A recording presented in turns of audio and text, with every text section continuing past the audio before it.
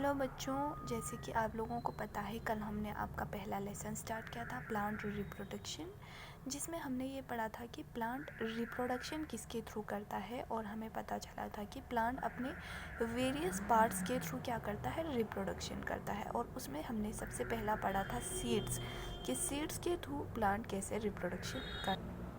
फिर हमने देखा था पार्ट्स ऑफ सीड, कि सीड के कौन कौन से पार्ट होते हैं और उसके कौन से पार्ट में रिप्रोडक्शन स्टार्ट होता है। आज भी हम वही लेसन कंटिन्यू करने जा रहे हैं, जिसमें हम पढ़ेंगे seed germination. How does a seed grow into a new plant? The process by which a seed starts growing into a seedling is called germination. वो प्रोसेस जिसमें कि एक सीड स्टार्ट करता है ग्रो करने के लिए, किसमें, सीडलिंग में, उसी प्रोसेस को हम क्या बोलेंगे, जर्मिनेशन बोलेंगे। A seed needs right conditions in order to germinate. जैसे कि हमें पता है कि एक सीड को कंडीशन चाहिए होता है सही ताकि वो किस में कन्वर्ट हो जाए, प्लांट में जर्मिनेट होने में उसे मदद मिले। Let us perform an activity to find out this condition. यहाँ पे आप लोगों को एक एक्सपेरिमेंट दिया गया है, जिसमें आपको पता चलेगा कि सीड को कौन कौन से वो कंडीशन चाहिए होता है ताकि वो किस में जर्मिनेट हो जाए, प्लांट में जर्मिनेट हो जाए, यानी कि ग्रो करने लगे। ये एक्सपेरिमेंट बच्चों आप ख़ुद देख लेना ठीक से। मैं आपको इतना बताऊंगी कि इसमें हमने 4 बॉल लिए हुए हैं, जिसमें हमने क्या रखा है, प्लांट्स रखा है, ठीक है, सीड रखा है ताकि वो जर्मिनेट हो जाए। तो बाउल फर्स्ट में वाटर नहीं था, एयर था और वार्म था, और उसमें सीड जर्मिनेशन नहीं हुआ है। बॉल नंबर 2 में पानी था, हवा था और गर्मी भी था, जिसमें सीड जर्मिनेशन हो गया है। बॉल 3 में पानी था, एयर नहीं था, वार्म नहीं था, तो उसमें भी जर्मिनेशन नहीं हुआ है। बॉल 4 में पानी था, हवा नहीं था और गर्मी थी, जिसमें भी जर्मिनेशन नहीं हुआ है। तो हमारा कंक्लूजन क्या निकलता है कि उस बॉल में सीड जर्मिनेट हो गया जिसमें अच्छा पानी था, मॉइस्चर अच्छी थी, हवा थी और वार्म था।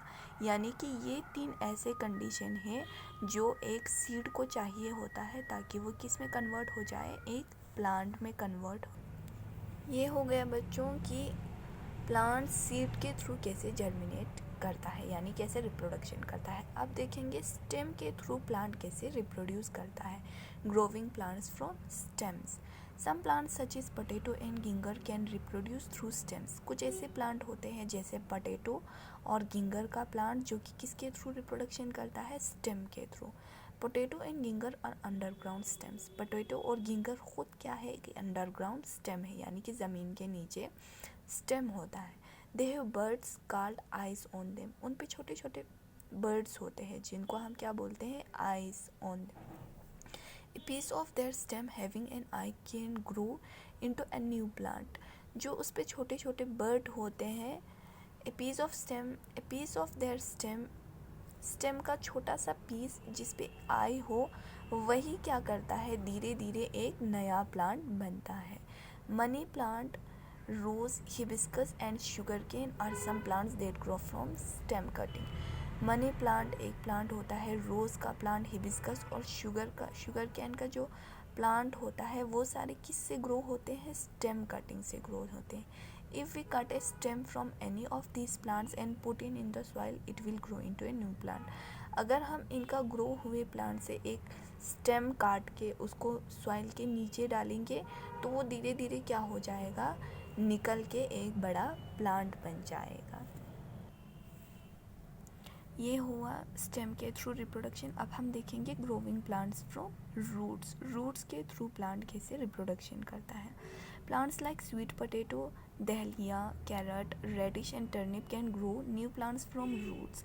कुछ प्लांट जैसे कि sweet potato, dahlia, carrot, radish और टर्निप, ये सारे रूट्स के थ्रू क्या करते हैं, रिप्रोडक्शन करते हैं और नया प्लांट बनते हैं। If you cut the top portion of a carrot and plant it in the ground, a new plant will grow from it. अगर आप कैरेट, गाजर का ऊपर वाला हिस्सा काट के ज़मीन के नीचे डालेंगे, तो वो क्या हो जाएगा, धीरे धीरे एक नया प्लांट बनेगा। अब ग्रोविंग प्लांट्स फ्रॉम लीव्स के थ्रू प्लांट कैसे ग्रो करता है। Bryophyllum plants produce new plants from the margins of its leaves. Bryophyllum नाम का एक प्लांट होता है जो कि नए प्लांट में तब्दील हो जाता है अपने लीव्स के मार्जिन से, यानी कि लीव्स के कोने से, टिप से वो क्या होता है, एक नए प्लांट में तब्दील हो जाता है। The tiny plant lets fall off on the ground and grow into independent plants.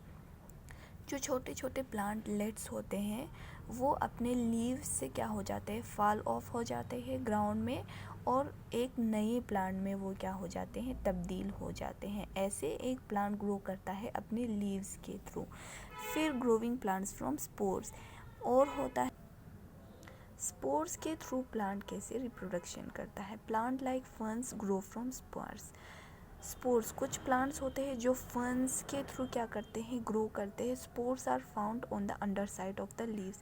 Leaves के नीचे छोटे छोटे सुराख होते हैं, उनके थ्रू क्या करता है प्लांट, एक नए प्लांट में ग्रो करता है, और उसी को हम क्या बोलते हैं, स्पोर्स बोलते हैं। तो स्पोर्स के थ्रू भी प्लांट क्या करता है, रिप्रोडक्शन करता है। The spores fall on the ground and grow into new plants. जो लीव्स के नीचे छोटे छोटे स्पोर्स होते हैं वो नीचे ज़मीन पे गिरते हैं और वो धीरे धीरे एक नए प्लांट में कन्वर्ट हो जाते हैं। Mosses and liverworts also reproduce with the help of spores.